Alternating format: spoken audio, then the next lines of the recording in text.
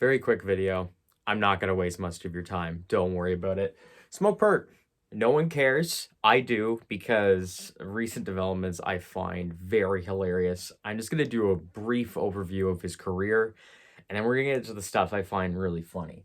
So, starting off with Dead Star 1, of course, we had the Florida wave just starting to just completely explode with Lil Pump, Smokepurrp, Ski Mask, all of the sort. And it was a bubbling scene for sure, and it was a very exciting time actually for trap music in particular. And when Dead Star 1 released, I actually really enjoyed it, and I still actually do. There's a lot of great songs on here that kind of really capture that lightning in a bottle moment that was 2017 for the Florida sound, when you can think of Fingers Blue of Travis Scott, Streets Love Me, Topic, Audi. There's a lot of great just lightning in a bottle moments that Dead Star 1 captures. Now, it did chart number 42 on the Billboard 200. There is no kind of particular numbers when it comes to some of these. So we're just going to have to equate it with the Billboard 200. So then we immediately follow up with Bless Your Trap, which was the collab project with Murder Beats. I honestly haven't heard this project besides a couple of singles. It does sound okay. It's just not in my kind of lane. But according to this, it did chart at number 40 on the Billboard 200, technically a little bit better, and we actually do get some numbers with 13K copies. So, not bad. Considering the time that we were in at this point, it is still kind of low, but considering it's an improvement over Dead Star 1, we'll take that as a win, I guess. And then we get to Lost Planet. Lost Planet, actually, I decently enjoy. I remember there's a couple of tracks produced by Kenny Beats. I know there's Chandelier with Lil Pump, and I remember, I think it's song Double with Emily Choppa. Did really like this EP when it first came out, but going back to it, it's something that is kind of aged poorly over time. There is no kind of like chart or no kind of scan numbers to show how much this sold. So we're immediately starting to see a rapid decline in Smokepurpp's career, leading up to Dead Star 2. Dead Star 2 didn't have a lot of hype behind it. The cover's cool, and I know in particular that Mike Dean was on some production, which Smokepurpp, if I was to put his career into a sentence, is that wasted potential and also wasted his opportunities. He was signed to Cactus Jack. He had a song with Travis Scott. I can only imagine if he continued that relationship that Smokepurpp may be in a better position than he is now. But considering that Sheck Wes is not really doing music anymore, Sofago flopped just recently, and I'm not sure how Don Tolliver's Lovesick is going to pan out. Maybe it would have been the case, but it's just a big what if story, especially in the case of Smokepurpp. So it sold 137 on the Billboard 200, so a dramatic drop off from Dead Star 1, and the album is bad. It is very bad.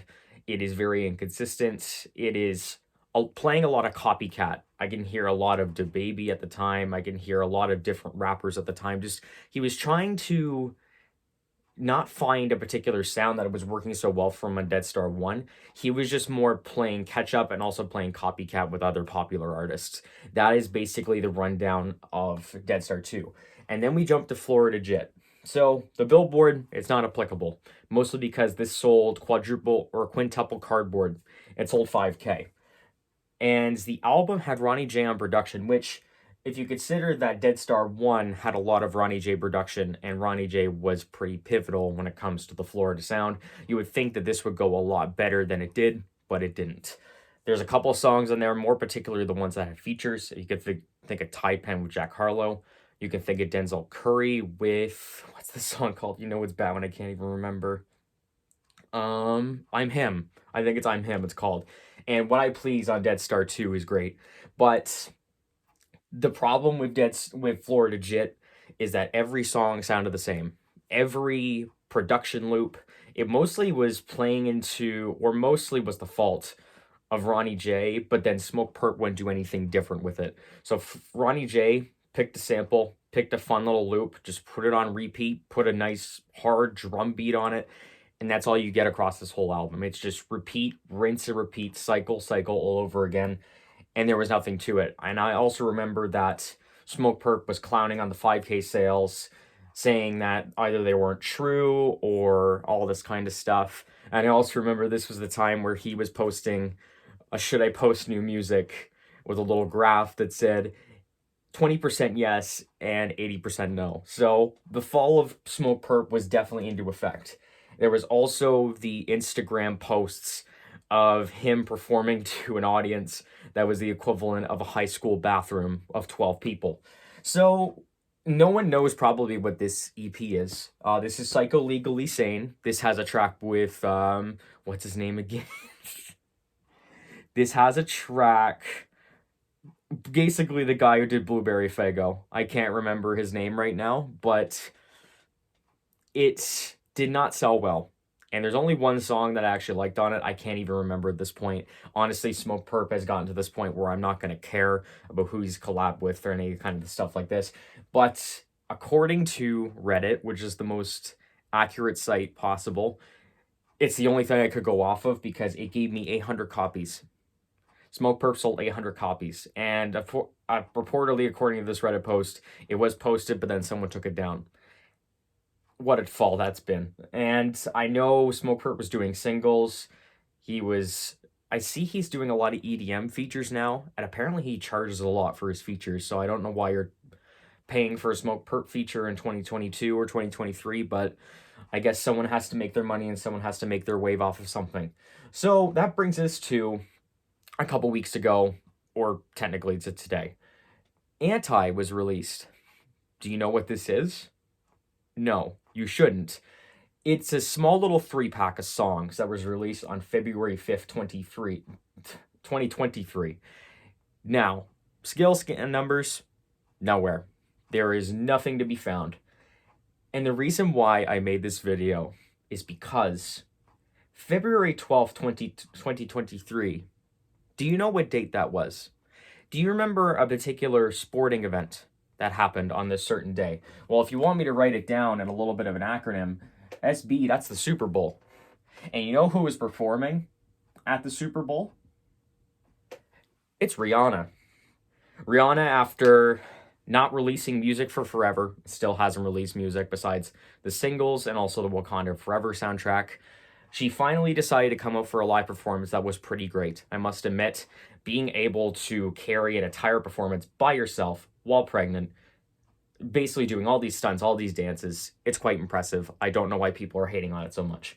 But the reason why I bring this up is that this is so stupid, but Smokepurrp, and this is my theory, and this is a conspiracy theory, it could be as, people could say it's a joke, people could say it's not true, but I believe that it is.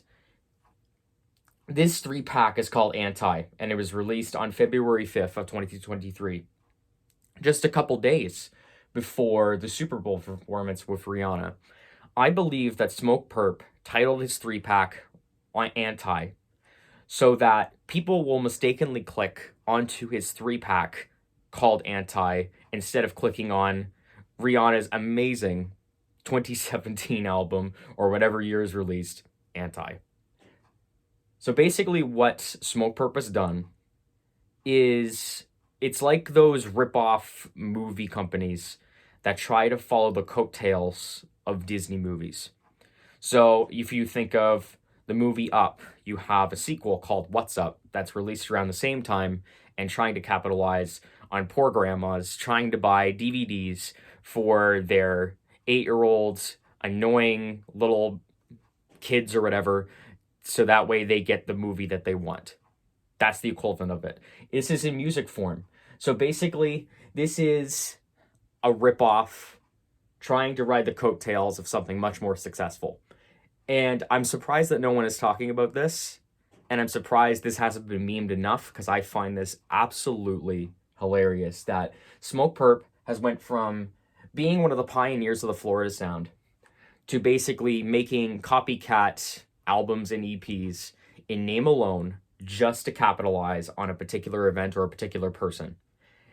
I just find that really funny. And we're about to reach the 10-minute mark. So I figured I'm having nothing else to do tonight. Why not just go over Smokepurrp in a very quick rundown and to focus on how absolutely stupid that this is. Thank you very much and have a fantastic night.